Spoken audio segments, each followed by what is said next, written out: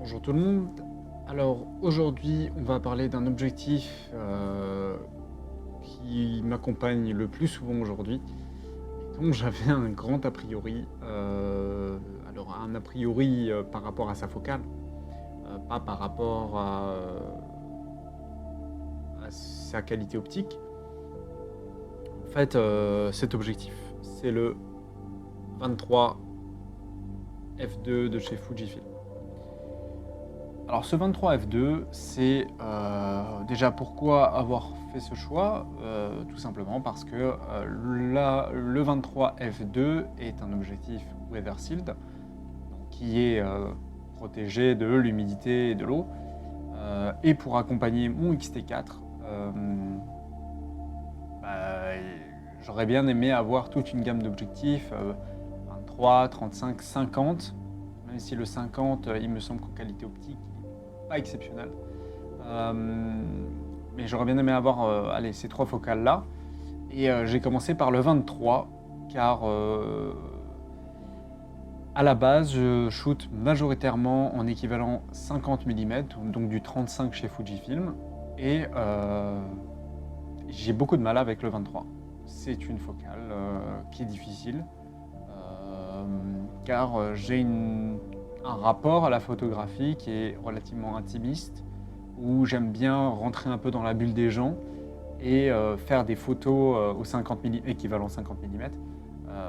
Et pour moi, peut-être même plus cinématographique. C'est une focale un peu... le 50 mm, c'est un peu une référence. C'est vrai que le 35 équivalent, donc le 23 chez Fuji, c'est un peu une focale bizarre.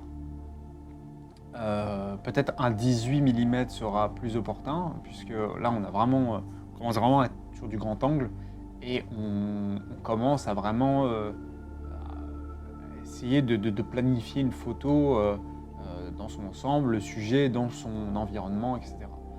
Et le 23, c'est un peu, je me suis un peu obligé à shooter avec. D'abord avec le 23 f1.4, qui est un objectif que j'adore, mais dont j'ai beaucoup de mal à shooter à cause de sa focale.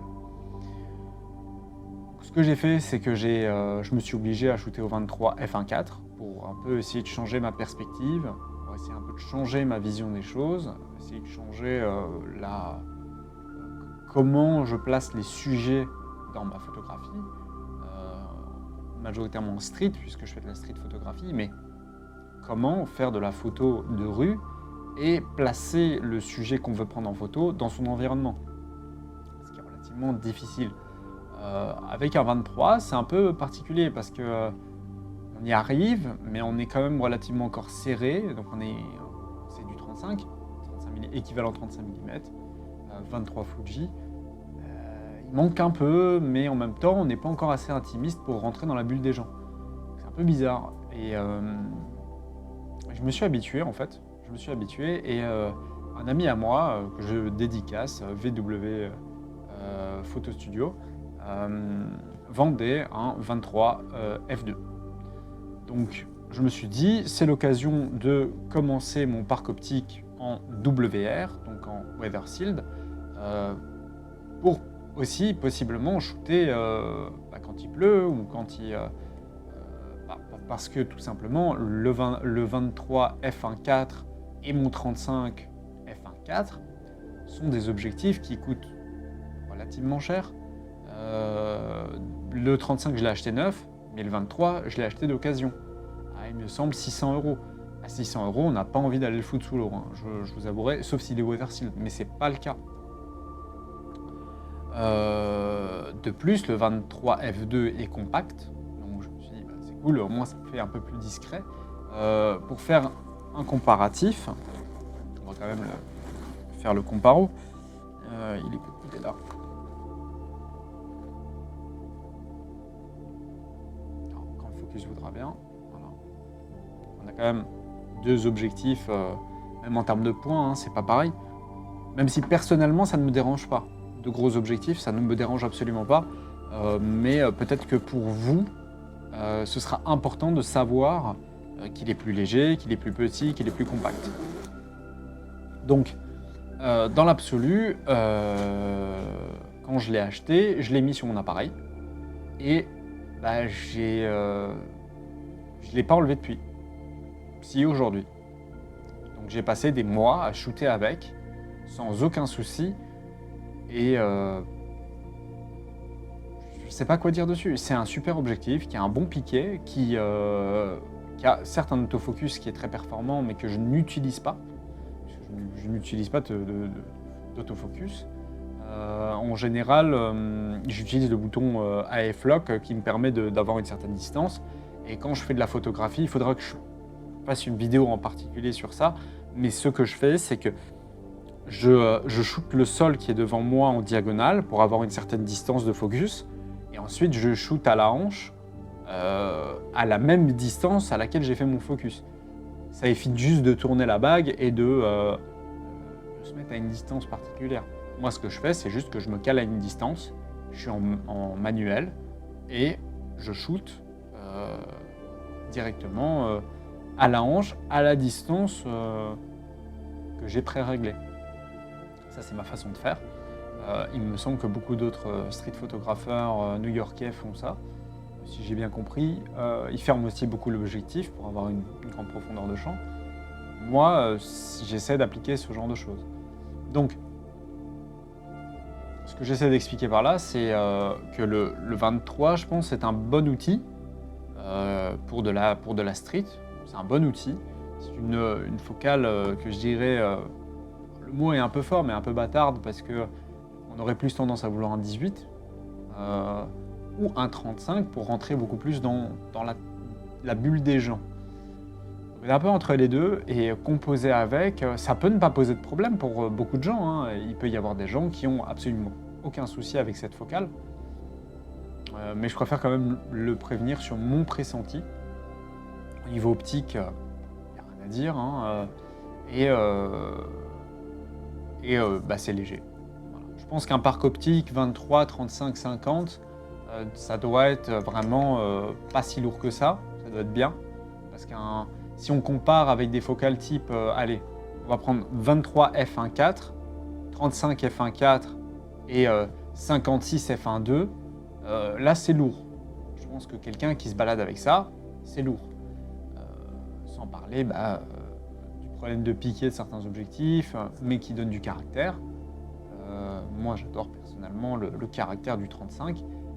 Moi, il est inégalable et jamais je dirais sur le nouveau 33 par exemple. Je garderai toujours ce 35 parce qu'il a un caractère optique qui est magnifique. Un autofocus qui est complètement horrible. Là, je suis en autofocus, en Ace Detection.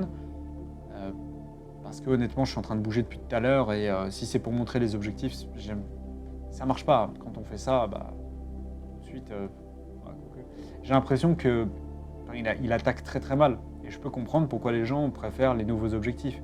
C'est pour ça que pour ceux qui utilisent l'autofocus, la gamme F2 WR, donc Weather Sealed, est vraiment bien parce qu'ils ont des autofocus qui attaquent directement. Ça, je le ressens direct. Hein. On ressent vraiment que ça attaque. Hein. Quand on appuie sur la F-Lock, c'est pas pareil. Personnellement, ça ne me dérange pas parce que j'ai une photographie qui est très lente, qui est beaucoup plus tirée de l'argentique. Et voilà. Donc, en même temps que je parle, j'ai mis des photos. Vous verrez, il y a un peu de tout. C'est une focale un peu particulière que, franchement, maintenant, j'apprécie vraiment énormément. Et je remercie encore VW Photo Studio de me l'avoir vendu à, je ne sais même plus le prix, mais aux alentours des 300 €. Je crois que c'était un peu moins, 200 quelque chose. Mais disons qu'à 300 €, allez, je vais arrondir, mais 300 €, vous avez un objectif, honnêtement, qui va vous suivre tout le temps.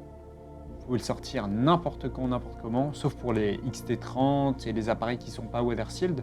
Mais si vous avez un XT4, XT3, XT2, XT1, X Pro, toute cette gamme-là, franchement, vous le sortez, vous allez sous la flotte, vous savez que vous êtes tranquille. F2, ça reste bien. La nuit, on a quand même de la chance chez Fujifilm de pouvoir avoir de la montée en ISO et du grain qui est très joli. Donc, que ce soit sur les capteurs Bayer un grain qui est juste magnifique, il n'y a rien à dire, de nuit, c'est inégalable. Donc un F2, ça va encore, hein, franchement. Oui, le F1.4 va vous aider beaucoup, mais en général, la nuit, quand il fait humide, etc., c'est toujours bien de protéger son appareil.